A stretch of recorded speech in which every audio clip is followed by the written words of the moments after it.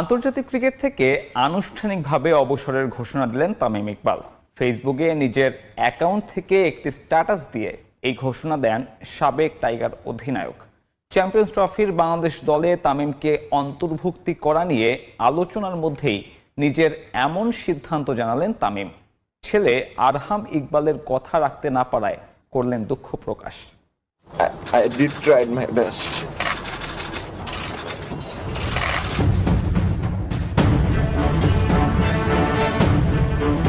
2023 6 জুলাই আচমকা এক ঝড় এসে লন্ডভন্ড করে দিল বাংলাদেশের ক্রিকেটকে। সাজানো বাগান ছারখার হয়ে গেল এক সিদ্ধান্তে। কান্না ভেজা কণ্ঠে তামিম ইকবাল জানালেন, দলের মাঝে তাকে নিয়ে চলছে নানা গুঞ্জন, তাই অধিনায়কত্ব আর করবেন না তিনি। সেখানে থামলেও হয়তো দেশের ক্রিকেটকে এত বড় ঝামেলায় পড়তে হতো না, কিন্তু থামেননি তামিম ইকবাল। জানিয়ে দিলেন শুধু ক্যাপ্টেন্সি নয়, দল থেকেই সরে যাচ্ছেন তিনি। অবসর নিয়ে নেন আন্তর্জাতিক ক্রিকেট থেকে। I am retiring from international cricket effecting right now. চারদিকে শুরু হয়ে যায় হইচই, দেশ জুড়ে সমালোচনায় বিদ্ধ হন বিসিবি কর্তারা। এর মাঝেই তামিমকে ফেরাতে চেষ্টা শুরু করেন তৎকালীন বোর্ড প্রেসিডেন্ট নাজমুল হাসান পাপন। তিনিও ব্যর্থ হলে তামিমকে ফেরানোর দায়িত্ব নেন তখনকার প্রধানমন্ত্রী। তার বাসভবনে মাশরাফি বিন মুর্তজার মধ্যস্থতায় আবারও ক্রিকেটে ফেরার কথা জানান তামিম ইকবাল।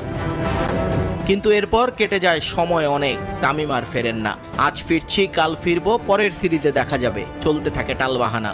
বিসিবি থেকেও নানা সময় নানা কথা বলা হয় তামিমের ফেরা নিয়ে। এর মধ্যে একটার পর একটা আইসিসি ইভেন্ট চলতে থাকে, আর তামিমের অনুপস্থিতি পোড়াতে থাকে সমর্থকদের। এত কিছুর পরও তামিমকে নিয়ে আশা ছাড়েননি তার ভক্তরা, আর ক্রিকেট বোর্ডও চালিয়ে যায় তাদের চেষ্টা। বিপিএল এর মধ্যে আবারও যখন আলোচনায় আসে চ্যাম্পিয়ন্স ট্রফির স্কোয়াড, তখন অধিনায়ক শান্ত জানিয়ে দেন তামিমকে তার প্রয়োজন। আর অধিনায়কের বার্তা পেয়ে উঠে পড়ে লাগেন লিপু হান্নানরা, কিন্তু নিজের কথায় অটল রইলেন তামিম ইকবাল। পরিবারের সঙ্গে কথা বলে চূড়ান্ত সিদ্ধান্ত জানাবেন বললেও সে সিদ্ধান্ত জানিয়ে দিলেন এক ফেসবুক স্ট্যাটাসে। 2023 বিশ্বকাপে তাকে দলে না নেওয়া নিয়ে যে নাটক হয়েছিল সেটা ভালোভাবেই রয়ে গেছে তার মনে। তাই তো চূড়ান্ত অবসরের দিনেও মনে করলেন সে সময়কার কথা, আর শেষ করলেন নিজের ছেলে আরহাম ইকবালের কাছে দুঃখ প্রকাশ করে। কারণ ছেলের ইচ্ছে মতো আরেকবার লাল সবুজ জার্সি যে গায়ে জড়াতে পারলেন না তামিম ইকবাল। বিপিএলে কতভাবে ম্যাচ হারা যায় সেটাই যেন প্রতিদিন নতুন করে দেখাচ্ছে ঢাকা ফ্র্যাঞ্চাইজি। একদিন আগে 177 রান করে হারার পর এবার হারল তারা 193 করে। লিটন দাসের ফর্মে ফেরার দিনও নিজেদের ভাগ্য ফেরাতে পারল না ঢাকা ক্যাপিটালস। সুজনের দলকে 3 উইকেটে হারিয়ে আসরে নিজেদের প্রথম জয় তুলে নিল সিলেট স্ট্রাইকার্স। টানা 6 ম্যাচ হেরে টেবিলের তলানিতে ঢাকাইয়ারা। There we go. That's him at his very best. Liton যেদিন খেলেন সেদিন অন্যদের কিছুই করার থাকে না। সতীর্থ কিংবা প্রতিপক্ষ সবাইকে চেয়ে চেয়ে নিজের খেলা দেখাতে বাধ্য করেন এলকেডি। লাক্কাতুরায় আজ ছিল সেরকমই একদিন। Neatly played. ফর্মের অবস্থা এতটাই বাজে ছিল যে বাধ্য হয়ে এক ম্যাচ তাকে ড্রপ করে ঢাকা ম্যানেজমেন্ট। সেদিন যদি জয় পেয়ে যেত দল, তাহলে হয়তো আজকের ম্যাচটাও ডাগআউটে বসে থাকতে হতো এই ব্যাটারকে। কিন্তু ভাগ্য ভালো লিটনের হয়নি সেটা। Liton Das on fire. ম্যাচের শুরুতে উইকেট হারিয়ে চাপে পড়ে ঢাকা, কিন্তু নিজের উপর সেই চাপ একেবারেই আসতে দেননি লিটন দাস। অন্য প্রান্তে মুনিম যখন নিজেকে হারিয়ে খুঁজছিলেন, তখনই স্ট্রোকের ফুলঝুরি এলকেডির উইলোতে। হারিয়ে যাওয়া লিটনকে স্বমহিমায় দেখে আনন্দে উচ্ছ্বাসে ফেটে পড়ে সিলেটের দর্শকরাও। ব্যাট ঘুরিয়েছেন মাঠের চারপাশে। 43 বলে রান করেছেন 73, যার মাঝে বাউন্ডারি ছিল 10টা, ছিল একটা ছক্কার মারও। That's slept through cover. এক পাশে লিটনের এই মারকাটারি ব্যাটিং উপভোগ করেছেন পার্টনার মুনিম শাহরিয়ার। দীর্ঘদিন পর বিপিএলে ফিরে পেয়েছেন অর্ধশতক। পরে সাব্বির রহমানের 10 বলে 23 এবং থিসারা পেরেরার 9 বলে 18 রানের ছোট 2 ক্যামিওতে 193 রান তোলে ঢাকা ক্যাপিটালস। জবাব দিতে নেমে প্রথম বলে ম্যাজিক দেখান Mustafiz the cutter master. Leg বিফোরের ফাঁদে ফেলেন ভয়ঙ্কর রাহিম কর্নওয়ালকে। পরে দলীয় 19 রানে ফিরে যান জর্জ মুনশে। তার শিকারী আবু জায়েদ চৌধুরী রাহি। আর 8 বলে 14 করা অ্যারন জোন্সকে ফিরিয়ে দলের তৃতীয় ব্রেক থ্রু এনে দেন ফারমানুল্লাহ। Jones the bite. কিন্তু রান তারার এই বিশাল চাপটাকে ছেলে খেলা বানিয়ে ফেলেন জাকির হাসান। প্রথমে নাহিদুল এবং পরে রনিকে নিয়ে ঢাকার বোলারদের তুলোধুনো করেন এই বাঁহাতি। লিটনের দেখানো পথেই হাঁটেন তার জাতীয় দলের ওপেনিং পার্টনার। 50 পূরণ করেন 25 বলে, যেখানে 4 ছিল 7টা আর ছক্কা 2টা। কিন্তু এরপরে আরও এক ছক্কা মেরেই আক্কা পান জাকির। থিসারার দারুণ এক ক্যাচে প্যাভিলিয়নে ফেরেন তিনি। তবে জাকিরের এই ইনিংস সাহস বাড়িয়ে দেয় সিলেটিদের। রনি আর জাকিরের উইলো বাজিতে সহজ জয়ের পথে হাঁটে স্ট্রাইকার। মাঠে ঢাকার ক্রিকেটারদের নিবেদন ছিল প্রশ্নবিদ্ধ। জয়ের যেন কোনো তাড়নাই ছিল না তাদের মাঝে। পরে রনি জাকির আউট হলেও 3 উইকেটে ঢাকাকে হারিয়ে নিজেদের প্রথম জয় তুলে নিতে কোনো বেগ পেতে হয়নি Sylhet স্ট্রাইকার্সের। 3 for the Select Strikers. অবশেষে হাসলো লিটন কুমার দাসের ব্যাট। লিটনের ঝড়ে প্রশান্তির বাতাস বয়ে গেল শাকিব খানের মনে। ক্লাসিক্যাল লিটন দেখালেন তার ক্লাসিক্যাল শো। 4 ছক্কায় মাতিয়ে রাখলেন ঢাকার সমর্থকদের। ঢাকার একাদশে রয় আউট, লিটন ইন। অফ ফর্মে থাকা লিটনকে নিয়ে বেশ বড় বাজিটাই ধরলেন খালেদ মাহমুদ সুজন। আগের ম্যাচে একাদশে জায়গা না পাওয়া লিটন নিজের মনের ক্ষোভটা ছাড়লেন সিলেটের বোলারদের উপর। তানজিম সাকিব, রিস টোপলিদের পিটিয়ে বলের সুতো ছিঁড়লেন এলকেডি। 1 ডাউনে নামা মুনিম শারিয়ারকে নিয়ে গড়েছেন 129 রানের বিশাল পার্টনারশিপ।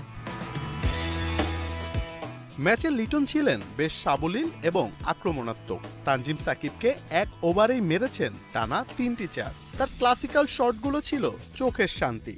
ধুমধারাক্কা ব্যাটিং করা লিটন মাত্র 29 বলে তুলেছেন নিজের 50। তবে 50 করেই থেমে যাননি এলকেডি। 169 স্ট্রাইক রেটে ঝড় চালানো লিটন 43 বলে করেন 73 রান। ইনিংসে 10টি 4-এর সাথে মারেন একটি বিশাল ছক্কা। এমন লিটনের খোঁজেই তো ছিল ঢাকা ক্যাপিটালস থেকে শুরু করে টাইগার ভক্তরা। গত বছরটা যতটা খারাপ কাটিয়েছেন লিটন, হয়তো চাইবেন 2025টা তার চেয়ে অনেক বেশি ভালো কাটাতে। সামনে চ্যাম্পিয়ন্স ট্রফি, বাংলাদেশের টপ অর্ডারের অন্যতম ভরসা এলকেডি। লিটন হয়তো চাইবেন বিপিএল এর বাকি ম্যাচগুলোতেও এমন তাণ্ডব বজায় রাখতে, কারণ ফর্মটা হারালেও ক্লাসটা তো আর হারাননি। চেষ্টা করলেও আশেপাশের কিছু মানুষ আমাকে ভালো হতে দিচ্ছে না। 82 রানের বিস্ফোরক ইনিংস খেলার পর এমন দাবি সাব্বির রহমানের। এমনকি তার বিরুদ্ধে শৃঙ্খলা ভঙ্গের অভিযোগ করায় উল্টো কোচকেই কাঠগড়ায় দাঁড় করালেন ঢাকা ক্যাপিটালসের এই ক্রিকেটার। তবে সব বিতর্ক ছাপিয়ে জাতীয় দলে ফেরার স্বপ্নটা এখনো জিইয়ে রেখেছেন সাব্বির রহমান। অতীতে শৃঙ্খলা ভঙ্গের অভিযোগে বেশ কয়েকবারই শাস্তির খড়গ নেমে আসে সাব্বির রহমানের উপর। একটা সময় সে আজ গিয়ে পড়ে পারফরমেন্সে, যে কারণে জাতীয় দল থেকে ছিটকে যান এই হার্ড হিটার ব্যাটার। এরপরও যেন বিতর্ক কিছুতেই পিছু ছাড়ছে না তার। কখনো দর্শককে মারধর, আবার কখনো টিকটক ভিডিওর মাধ্যমে থাকেন আলোচনায়। চলতি বিপিএলে ঢাকা ক্যাপিটালের হয়ে খেলতে নেমে আবারও কাঠগড়ায় সাব্বির রহমান। খুলনা টাইগার্সের বিপক্ষে ম্যাচের আগে শৃঙ্খলা ভঙ্গের অভিযোগ আনা হয় তার উপর। দলীয় কোচ খালেদ মাহমুদ সুজন জানান, অনুশীলনে উপস্থিত না থাকায় সে ম্যাচের জন্য বাদ দেওয়া হয় তাকে। তবে এমন অভিযোগের জবাবটা সাব্বির দিয়েছেন ব্যাট হাতেই। চিটাগং কিংসের বিপক্ষে 33 বলে অপরাজিত 82 রানের বিস্ফোরক ইনিংস শেষে উল্টো সুজনকেই কাঠগড়ায় দাঁড় করালেন সাব্বির। যেটা কোচের সাথে কথা হয়েছে আমার, হয়তো কোচকে আমি বলেছিলাম যেটা আমার ফ্যামিলি ইস্যু ছিল, হ্যাঁ উনি হয়তো বা বুঝতে পারে নাই, বাট আমার কাছে মনে হয়েছে যে ইন্টারনাল কথাগুলো প্রেসে না বলে ভালো। সাব্বিরের দাবি, নিজেকে শোধরানোর সর্বোচ্চ চেষ্টা করলেও তা হয়ে উঠছে না, আর এজন্য কাছের মানুষদেরকেই দায়ী করলেন হার্ড হিটার এই ব্যাটার। যেহেতু সাব্বির রহমান কিছু হলে ডিসিপ্লিনের কথা চলে আসে, আমি চেষ্টা করছি ঠিক করার জন্য, বাট আশেপাশে কিছু লোক হয়তো বা ভালো হতে দিচ্ছে না, বাট পুশ করছে আমাকে। বাট টু বি অনেস্ট, এটা নিয়ে আমার তো বেশি ওয়ারিড না। আমার কাজ হচ্ছে খেলা, পারফর্ম করা, সেটাই করছি ইনশাল্লাহ। লাল সবুজ জার্সিতে সাব্বির রহমান সবশেষ খেলেছেন 2022 সালের নভেম্বরে। এরপর নানা বিতর্কে ঘরোয়া ক্রিকেটেও ছিলেন অনিয়মিত। এবার বিপিএলে বিস্ফোরক ইনিংসে বন্ধ সেই দুয়ার খোলার অপেক্ষায় রাজশাহীর এই ক্রিকেটার। ন্যাশনাল টিমে তো এখনও তো ভাই খেলছি, যে আসলে স্বপ্ন তো সবাই দেখে। আমি তো এখনও এই ইয়াং বলতে পারেন বা সিনিয়র বলতে পারেন, একটা মিক্স আপে আছি। তবে আমার ফিটনেস এখনও তো পড়ে যায় নাই, যে এমন না যে আমি ন্যাশনাল পড়ে গেছি এমন। কিন্তু একটা জিনিস বলে ভালো খেলতে পারি, তাহলে নির্বাচনটা হয়তো যদি আমাকে সুযোগ করে দেয় অবশ্যই খেলবো, কামব্যাক করবো। 82 রানের এই ইনিংসে হারানো আত্মবিশ্বাসটাও ফিরে পাওয়ার দাবি সাব্বির রহমানের। প্রিয় নির্বাচক, আপনারা কি শুনতে পাচ্ছেন? আমার শটগুলো কি আপনাদের কানে পৌঁছাচ্ছে?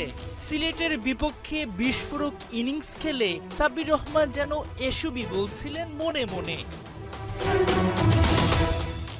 আইপিএলে সাকিব মুস্তাফিজরা খেললে যেমন পাখির চোখ করে থাকে ভক্তরা, একাদশে সুযোগ পাবেন কিনা তারা, তেমনি বিপিএলে ঢাকার একাদশের দিকে অধীর অপেক্ষায় চেয়ে থাকে সাব্বিরের ফ্যানরা।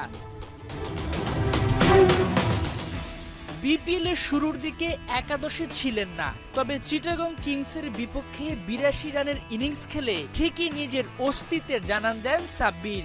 শুক্রবারও তার ব্যাটিং দেখার অপেক্ষায় ছিলেন ভক্তরা। এদিন ব্যাট করতে নেমে জায়গায় দাঁড়িয়ে বিশাল বিশাল ছক্কা হাঁকান এ ঢাকাইয়া ব্যাটার। তার এক একটা শট যেন শতভাগ আত্মবিশ্বাসেরই বহিঃপ্রকাশ। গ্যালারি থাকা দর্শকদের উন্মাদনায় বলে দেয় সাব্বিরের শটগুলো কতটুকু দৃষ্টিনন্দন। সিলেটের বিপক্ষে এ ব্যাটার বেশিক্ষণ টিকতে পারেননি। 10 বলে করেছেন মাত্র 23 রান, যেখানে ছক্কার মারি ছিল 3টা আর স্ট্রাইক রেট 230। সাব্বিরের ইনিংসটা ছোট, কিন্তু টি-20তে যেমনটা প্রয়োজন অল্প বলে বেশি রান, ঠিক তাই করেছেন তিনি। যতক্ষণ 22 গজে ছিলেন উত্তেজনা ছড়িয়েছেন, একই সাথে যেন বিসিবি নির্বাচকদেরও মেসেজ দিয়ে রাখলেন জাতীয় দলে ফিরতে।